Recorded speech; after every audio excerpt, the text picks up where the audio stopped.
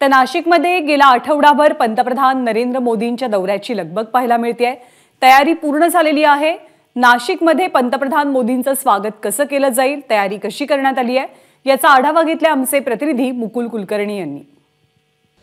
पंतप्रधान नरेंद्र मोदी आज नाशिक दौऱ्यावर आहेत। 27व्या राष्ट्रीय युवक महोत्सवाच्या निमित्ताने ते नाशिकमध्ये येणार आहेत। मात्र या युवक महोत्सवाबरोबरच त्यांचा धार्मिक दौरा हा अत्यंत चर्चेमध्ये आहे, कारण रामकुंडावर पंतप्रधान मोदी येतील। साधारणतः 11 वाजेच्या सुमारास ते इथे येणार आहेत, गोदावरीचं जलपूजन करणार आहेत आणि त्याची आपण बघतोय की तयारी ही पूर्ण झालेली आहे।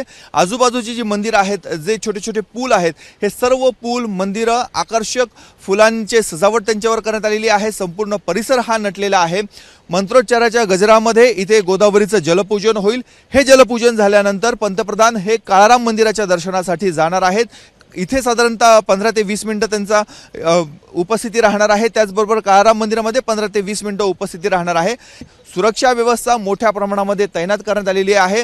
राज्यभरातून हजारोच्या संख्येने पोलीस दल हे नाशिकमध्ये दाखल झालेले आहे। त्याचबरोबर केंद्रीय पथक देखील नाशिकमध्ये दाखल झालेले आहे। त्यामुळे एकूणच नाशिकच्या सुरक्षा व्यवस्थेला एक छावणीचं स्वरूप प्राप्त झालेले आहे आणि हा संपूर्ण परिसर सध्या तरी निर्मनुष्य आहे। इथे जे धार्मिक विधी पार पाडले जातात रोज सकाळचे, त्या विधींना इथे परवानगी नाही, मात्र इतरत्र ते धार्मिक विधी हे पार पाडले जात आहेत।